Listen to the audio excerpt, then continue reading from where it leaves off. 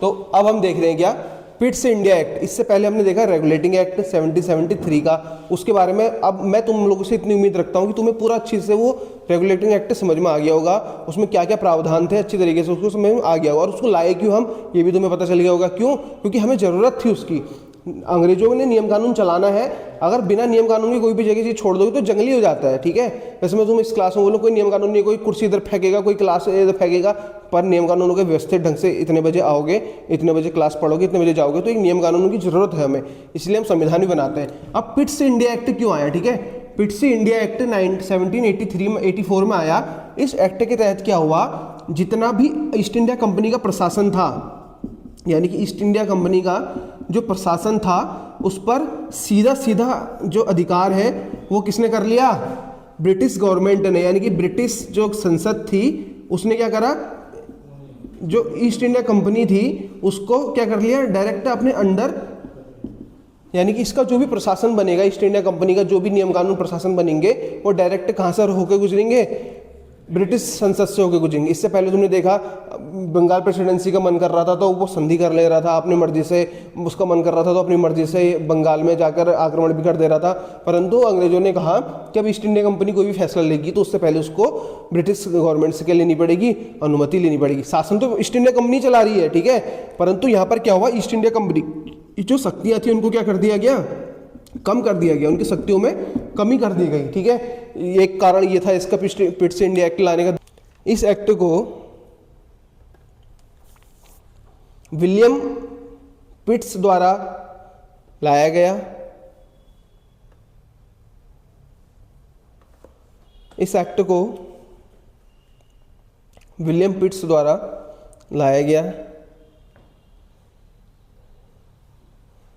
पिट्स द्वारा लाया गया। इसके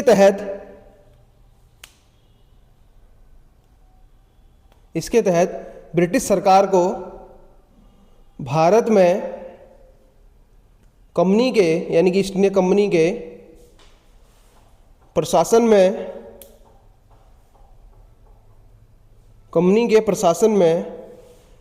पूर्ण नियंत्रण दे दिया गया, कि प्रशासन में पूर्ण नियंत्रण दे दिया गया,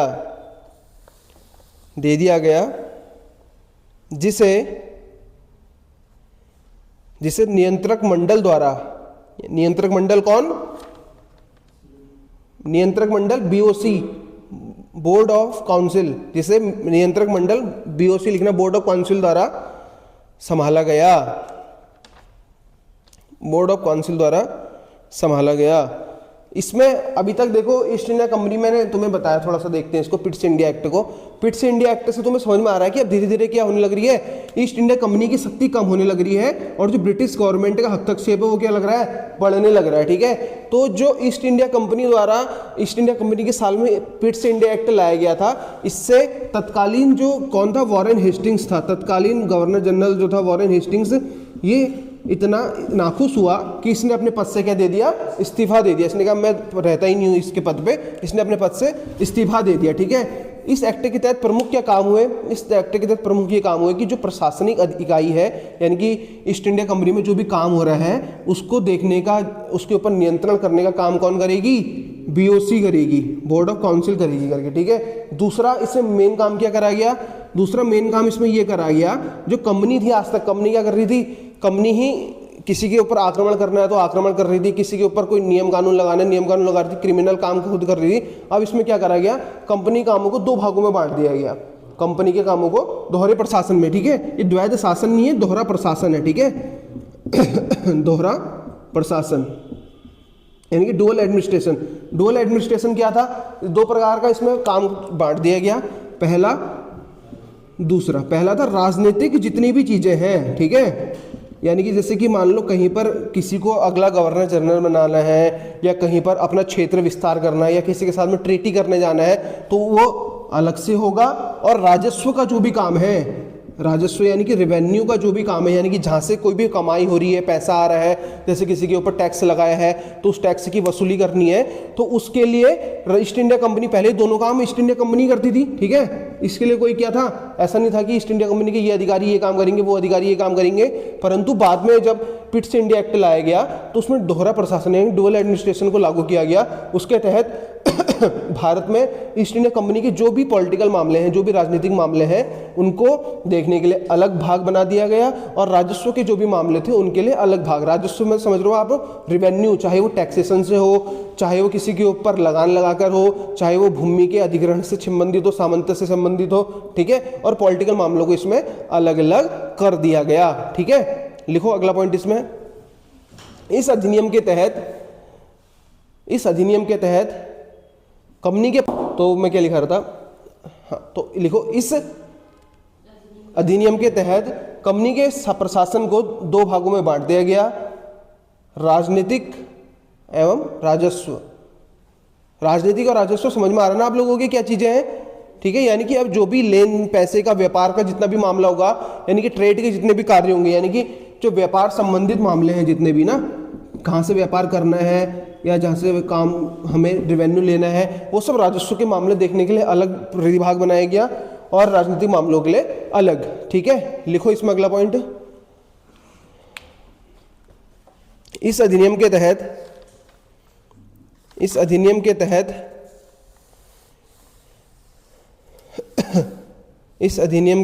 राजनीतिक कार्यों के लिए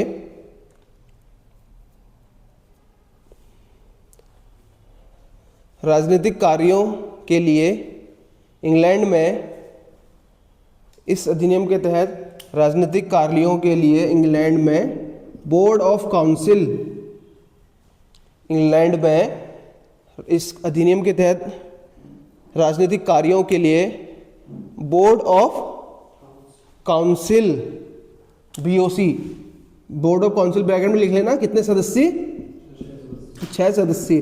देखो जो इससे पहले मैंने तुम्हें बीओसी लिखा है तो उससे कंफ्यूज मत करना, ठीक है। वो परिषद बनाई गई थी पहले, ये क्या है, जब से दोहरा प्रशासन लगा है, उस दोहरे प्रशासन में राजनीतिक कामों को कौन देखेगा ईस्ट इंडिया कंपनी के, बोला इंग्लैंड में तो बोर्ड ऑफ काउंसिल जो 6 सदस्य थी।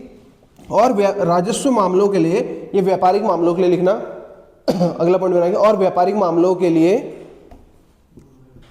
Board of director, BOD, board of director लिखना, बोर्ड ऑफ डायरेक्टर, राजनीतिक मामलों के लिए बोर्ड ऑफ डायरेक्टर को अधिकार दिए गए, बोर्ड ऑफ डायरेक्टर को अधिकार दिए गए, लिखा, बोर्ड ऑफ डायरेक्टर को अधिकार दिए गए। देखो समझ में आया पॉइंट, दोहरे ना वो 4 बोर्ड ऑफ डायरेक्टर नहीं थे, जो हमने 4 लिखे थे वो क्या थे, देखो गवर्नर जनरल था, गवर्नर जनरल के हेल्प के लिए 4 अधिकारी थे, 4 उसके सदस्य थे, वो 4 हमने लिखे थे, ठीक है। और जो अभी हम बीओसी पढ़ रहे हैं, ये बीओसी हमारी पहले भी पर वो तो एक परिषद है ना, जैसे हम लोग करते हैं ना, कोई भी एक, मान लो इस क्लास के लिए पहले वाले सत्र के लिए हमने एक कमेटी बनाई, ठीक है, अब वो सत्र खत्म हो गया और नए सत्र के लिए कमेटी बनाई, तो वैसे ही दोहरे प्रशासन जब लगाया गया पिट्स इंडिया एक्ट के तहत, तो बोला गया जो ईस्ट इंडिया कंपनी का जो भी राजनीतिक काम है उसको बोर्ड ऑफ काउंसिल देखेगी। कौन देखेगी, बोर्ड ऑफ काउंसिल देखी कहाँ, इंग्लैंड में। और राजस्व के काम है उसको बोर्ड ऑफ डायरेक्टर्स अलग अलग बना दिया गया। बोर्ड ऑफ काउंसिल 6 सदस्य थी। भारत में तो ये काम कौन कर रहा है, गवर्नर, भारत का हेड कौन है, गवर्नर जनरल ही है अभी तक, ठीक है, भारत में हेड गवर्नर जनरल ही है। परंतु इंग्लैंड में जो राजनीतिक काम कंपनी ने जो करे उसके बारे में बात करने के लिए या उस चीज़ों को आगे प्रस्तावित करने के लिए बोर्ड ऑफ काउंसिल और राजस्व कामों के लिए बोर्ड ऑफ डायरेक्टर्स बनाया गया, ठीक है। और एक प्रमुख काम क्या करा इससे पहले हमने देखा, जो गवर्नर जनरल होता था, जो गवर्नर जनरल होता था, इसकी जो हेल्प के लिए इसके जो अधिकारी होते थे, कितने होते थे, 4 होते थे, यानी कि इसकी कार्यकारी परिषद में 4 सदस्य थे। तो अब इसकी कार्यकारी परिषद में कमी कटौती करते हुए 4 सदस्यों की जगह कितने सदस्य कर दिए गए, 3 सदस्य कर दिए गए। इंपॉर्टेंट है, याद रखना, समझ में आ रहा है। यानी कि मैं था, मेरी हेल्प करने के लिए पहले आप 4 बच्चे थे, अब पिट्स इंडिया एक्ट के बोला गया कि अब आपको सिर्फ हेल्प के लिए, यानी कि हेल्प मतलब जो उनको सलाह देगा, ठीक है, उसके लिए 3 ही उसके कार्यकारी परिषद में रह गए। तो लिखो अगला पॉइंट, इस अधिनियम के तहत गवर्नर जनरल की कार्यकारी परिषद में, इस अधिनियम के तहत गवर्नर की कार्यकारी परिषद में 4 सदस्यों को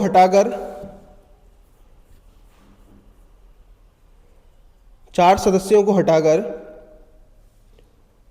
3 कर दिया गया। 3 कर दिया गया, 4 सदस्यों को हटाकर 3 कर दिया गया, 3 कर दिया गया, लिखा। एक पॉइंट इसका ये था, इंपॉर्टेंट पॉइंट है सारे, ठीक है। एक पॉइंट क्या था, ईस्ट इंडिया कंपनी ने प्रशासन के दोहरे प्रशासन को लागू कर दिया, दोहरा प्रशासन लागू कर दिया, राजनीतिक काम राजस्व कामों को बांट दिया अलग अलग, गवर्नर जनरल की कार्यकारी परिषद को 4 से घटाकर 3 कर दिया, यानी कि गवर्नर जनरल की शक्ति कम हो गई यहाँ पर ना, उसकी जो प्रशासन जो भी किसी चीज़ में अधिकार शक्ति थी वो क्या हो गई, कम हो गई। एक और काम क्या इसमें प्रमुख हुआ, इसमें अंग्रेजों ने ईस्ट इंडिया कंपनी से बोला कि अगर आप किसी के साथ में कोई भी संधि या समझौता करते हो, संधि या समझौता करते हो, तो उससे पहले आपको क्या करना पड़ेगा, बोर्ड ऑफ डायरेक्टर्स की अनुमति लेनी पड़ेगी, बोर्ड ऑफ डायरेक्टर्स की अनुमति लेनी होगी। एक पॉइंट इसमें ये भी आया, ठीक है। अभी तक ईस्ट इंडिया कंपनी के सदस्य क्या थे, अगर कोई भी उन्हें संधि समझौता करना है, व्यापारी क्या कोई भी, तो वो डायरेक्ट अपने हाथ से कर सकते थे, परंतु अब उन्हें अगर किसी क्षेत्र के साथ संधि समझौता करना है तो उनको क्या करनी पड़ती थी, सहायता लेनी पड़ती थी या अनुमति लेनी पड़ती थी, किससे, BOD से, बोर्ड ऑफ डायरेक्टर से थे। एक और काम इसमें हमने इससे पहले पढ़ा था 70 के रेगुलेटिंग एक्ट में, उसमें क्या था कि जो बंगाल प्रेसिडेंसी थी उसके अंदर बम्बई और मद्रास प्रेसिडेंसी को अधीनस्थ बनाया गया था ना, परंतु इस एक्ट के तहत जो मद्रास और बॉम्बे प्रेसिडेंसी है उसे पूर्ण तरीके से, यानी कि उसको पूरी तरीके से बंगाल प्रेसिडेंसी में क्या कर दिया गया, शामिल कर दिया गया, या उसे उसके अधीनस्थ कर दिया गया पूर्ण रूप से, ठीक है। लिखो अगला पॉइंट अगला पॉइंट लिखना, इस अधिनियम के तहत, समझ में तो आ रहा होगा ना आपको, इस अधिनियम के तहत कंपनी को किसी अन्य रियासत के साथ, कंपनी को, ये वाला पॉइंट जो मैंने यहाँ पे बताया, इस अधिनियम के तहत कंपनी को किसी अन्य रियासत के साथ संधि या समझौते करने के लिए बोर्ड ऑफ डायरेक्टर्स की स्वीकृति लेना अनिवार्य होता था। बोर्ड ऑफ डायरेक्टर्स की अनुमति लेना अनिवार्य होता था, लिखा, अनिवार्य होता था। अगला पॉइंट, मद्रास और बम्बे प्रेसिडेंसी को पूरी तरह बंगाल प्रेसिडेंसी में अधीन कर दिया गया।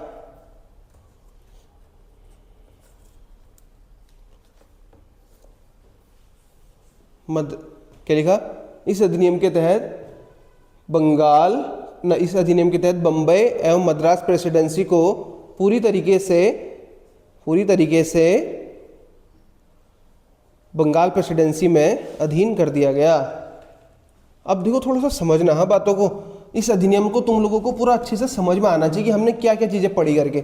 हम पढ़ रहे हैं 1784 का पिट्स इंडिया एक्ट, हमें इनकी ज़रूरत क्यों पड़ ली, हम ये पढ़ क्यों रहे हैं, क्योंकि देखो इतिहास में अब तुमने ज़मीन तो कब्जा कर ली, ईस्ट इंडिया कंपनी वालों ने ज़मीन तो कब्जा कर ली, पर उस ज़मीन पे क्या नियम कानून से तुम शासन करोगे, कैसे तुम उसमें रूल चलाओगे, तो उसके लिए एक्ट आए, रेगुलेटिंग एक्ट, फिर पिट्स इंडिया एक्ट।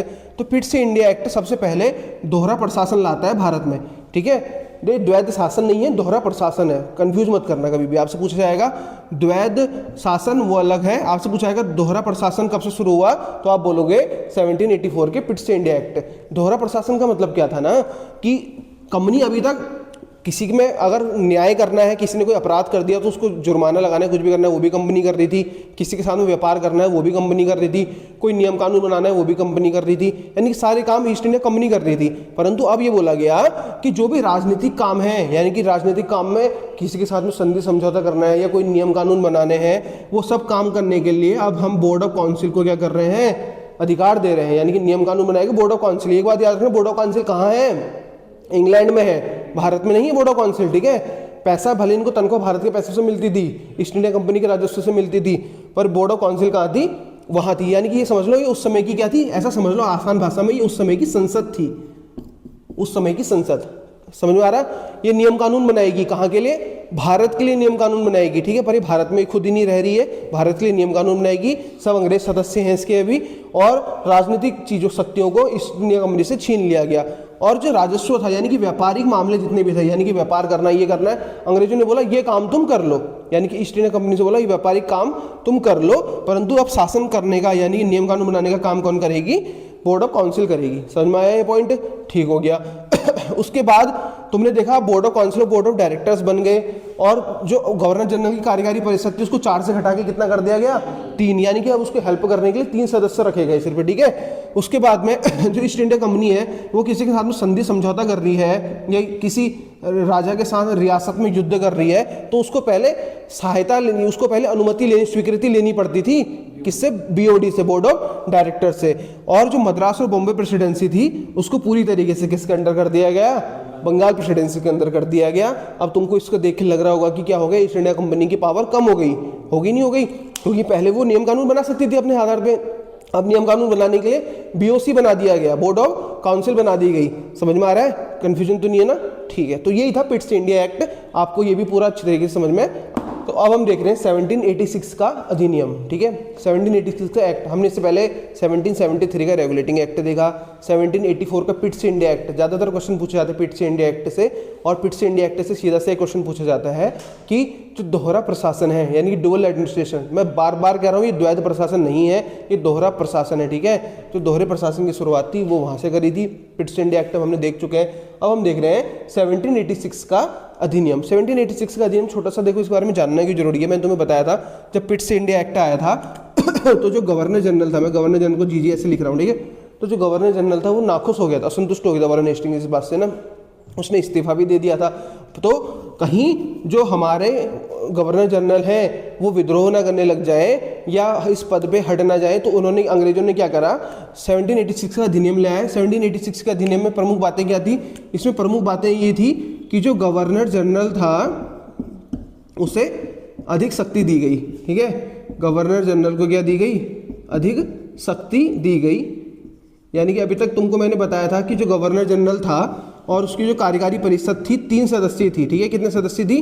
3 सदस्य थी। अगर दो ने एक चीज में वोट दे दिया, दो ने एक चीज में वोट दिया और तीसरे का अलग वोट है, तो निर्णायक मत यानी कि जो फाइनल डिसीजन वाला वोट होगा वो गवर्नर जनरल का होता था।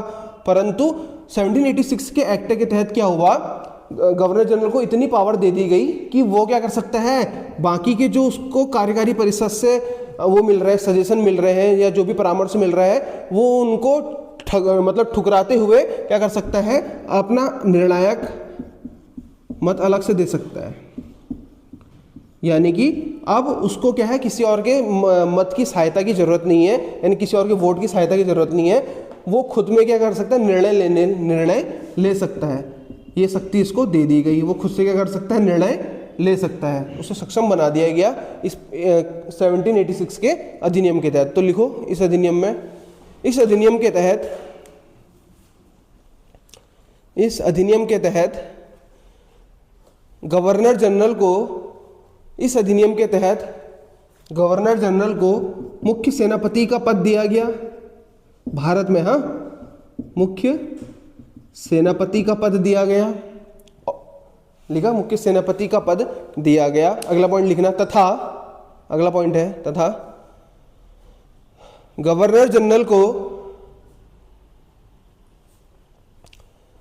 तथा गवर्नर जनरल को विशेष मामलों में, तथा गवर्नर जनरल को विशेष मामलों में अपनी परिषद के मत को, अपने परिषद के मत को निरस्त करते हुए स्वयं निर्णय लेने का अधिकार दिया गया, स्वयं निर्णय लेने का अधिकार दिया गया। लिख लिया? देखो समझो इसको। 1786 के एक्ट को हम देखेंगे, इसमें क्या हुआ, 1786 से कुल मिला के ये समझ लो कि गवर्नर जनरल को खुश करने वाला अधिनियम था, ठीक है। इसके तहत क्या हुआ, गवर्नर जनरल की शक्ति को बढ़ा दिया गया। गवर्नर जनरल को पूरे भारत में यानी कि ईस्ट इंडिया कंपनी का जहां जहां पे शासन है उसे वहां का मुख्य सेनापति बना दिया गया, ठीक है। और अभी तक क्या था, अगर 2 वोट कार्यकारी परिषद के लोग दे रहे हैं, तीसरा अलग है, तो तब गवर्नर जनरल का वोट क्या होता था, डिसाइडिंग फैक्टर होता था, ठीक है।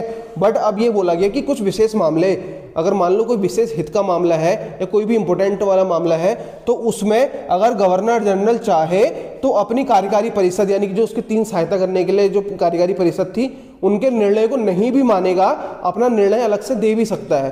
ठीक है, ये किस एक्ट के तहत आया? 1786 के अधिनियम के तहत। समझ में आया होगा आपको ये। ठीक है अगला एक्ट लिखो, 1793 का अधिनियम।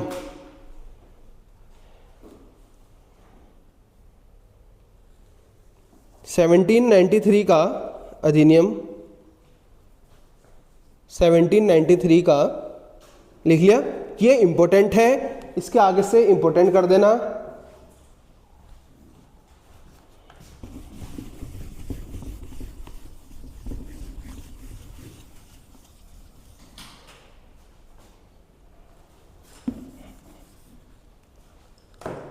ठीक है, अगला हम पढ़ रहे हैं क्या? 1793 का अधिनियम। अधिनियम देख लो हर साल मतलब कुछ कुछ समय के बाद अच्छे बदलाव के लिए लाए जा रहे हैं भारत में।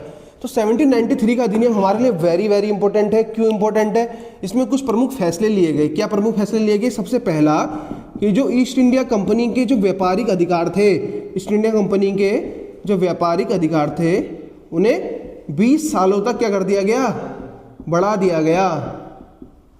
20 सालों तक बढ़ा दिया गया। यानी कि ईस्ट इंडिया कंपनी जो थी, अभी तक अगर तुमको इंग्लैंड से कोई भी आ रहा है, अगर उसने भारत से व्यापार करना है, ट्रेड करना है, तो वो ईस्ट इंडिया कंपनी ही कर सकती थी। ठीक है और ईस्ट इंडिया कंपनी के इसी अधिकार को जो था ब्रिटिश गवर्नमेंट ने, ब्रिटिश संसद ने 20 सालों तक क्या कर दिया? और बढ़ा दिया। समझ में आया? 20 सालों तक और बढ़ा दिया। दूसरा काम इसमें एक और हुआ, जो बोर्ड ऑफ डायरेक्टर्स थे। कौन थे? बोर्ड ऑफ डायरेक्टर्स थे। इनका जो भी वेतन या मद था, मद मतलब कि जो इनका जो भी पैसा था, वो भारतीय राजस्व, यानी कि जो भी इंडियन गवर्नमेंट का जो भारतीय, यानी कि जो ईस्ट इंडिया कंपनी भारत से कमा रही थी, ठीक है, भारतीय राजस्व से क्या कर दिया? देय कर दिया। समझ में आ रहा है? 1793 का एक्ट बहुत इंपॉर्टेंट इन चीजों के लिए है। आपसे 10 बार पूछा जाता है कि किस अधिनियम के तहत ईस्ट इंडिया कंपनी के व्यापारिक अधिकार, यानी कि ट्रेड करने के अधिकार को 20 साल बढ़ाया गया। आप लोग 1793 का एक्ट है। फिर आपसे बोला जाता है कि किस अधिनियम के तहत जो है बोर्ड ऑफ डायरेक्टर के वेतन भत्ते मदों को भारतीय राजस्व में व्यय किया गया? 1793 का अधिनियम। समझ में आ रहा है? यानी कि ये लोग नियम कानून या व्यापारिक अधिकार जो भी है काम कर रहे हैं इंग्लैंड में, पर इनको पैसा जो मिल रहा है, तनख्वाह जो मिलेगी, कहां से मिलेगी? भारत के पैसों से मिलेगी। समझ में आ रहा है? और ईस्ट इंडिया कंपनी 20 साल बाद तक भी कर सकती है, यहां पर शासन कर सकती है। अब इसका 20 साल बाद कितना होगा? देखो इसमें 20 साल जोड़ोगे तो 1813। इसलिए तो इसके बाद अब अगला जो अधिनियम आता है कब आता है? 1813 में आता है। समझ में आ रहा है? लिखो इसमें पॉइंट। 1793 के अधिनियम के तहत या इस अधिनियम के तहत कंपनी के, ईस्ट इंडिया कंपनी के व्यापारिक अधिकारों को 20 सालों तक बढ़ा दिया गया। ईस्ट इंडिया कंपनी के व्यापारिक अधिकारों को 20 सालों तक बढ़ा दिया गया। 20 सालों तक बढ़ा दिया गया। 20 सालों तक बढ़ा दिया गया। और बोर्ड ऑफ डायरेक्टर्स के वेतन, काउंसिल का भी, हाँ, बोर्ड ऑफ डायरेक्टर्स के सदस्यों का वेतन भारतीय राजस्व से देना प्रारंभ कर दिया गया। आपको आज के एक्ट समझ में आए? देखो आज हम ज़्यादा आप लोगों की हौच पौच नहीं करेंगे। पहला 1773 का, दूसरा कौन सा था? 1784 का, तीसरा कौन सा था बच्चों? 1786 का, फिर क्या पढ़ा हमने? 1793 का। आज हमने कुल मिला के ये 4 अधिनियम पढ़े हैं। इन 4 अधिनियमों में मैंने आपको बहुत अच्छी तरीके से बहुत आसान भाषा में समझाने की कोशिश करी कि क्या क्या हो रहा है करके। ठीक है, तुम खुद सोचो इस समय में भारत के लिए नियम कानून कौन बना रहा है? वहां बैठी हुई बोर्ड ऑफ काउंसिल। समझ में आ रहा है? नियम कानून बना रहा है। ईस्ट इंडिया कंपनी को सिर्फ व्यापारिक अधिकारों तक सीमित कर दिया है और ईस्ट इंडिया कंपनी के 20 साल तक तुम व्यापार कर सकते हो कह रखा है। ठीक है, 1793 के 20 साल होते हैं 1813 में जब इनका व्यापारिक अधिकार समाप्त हो जाता है तो फिर एक बार और अधिनियम आता है। ठीक है, समझ में आया? आज के 4 अधिनियम हमने पढ़े, आपको अच्छे से आई होप समझ में आए होंगे। कहीं पर कोई भी कंफ्यूजन होता है तो मुझसे पूछिएगा, बाद में भी पूछ सकते हैं। ठीक है, इसी के साथ आज की क्लास को यहाँ पर समाप्त करते हैं। अब आगे से क्या करेंगे इस अगली क्लास में? 1813 का अधिनियम पढ़ेंगे और सारे अधिनियमों को हम धीरे से समझने की कोशिश करेंगे।